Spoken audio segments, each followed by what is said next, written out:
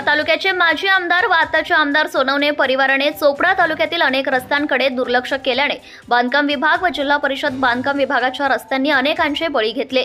तसेच अनेक रस्ते खड्डेमय झाले असून आमदार चंद्रकांत सोनवणे यांच्या मेहनतीला बांधकाम विभागाने खड्ड्यात टाकले आहे।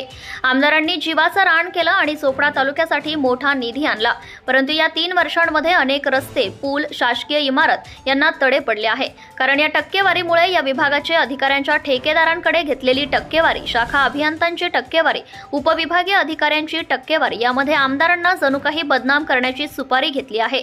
आज आमदारांनी स्वतःच्या जीवाचं रान केलंय आणि एवढा मोठा निधी आणला आणि तो निधी आज अशा परिस्थितीत खड्ड्यात टाकला। जणू काही आमदारांना पाडण्याची सुपारी घेतली आहे का?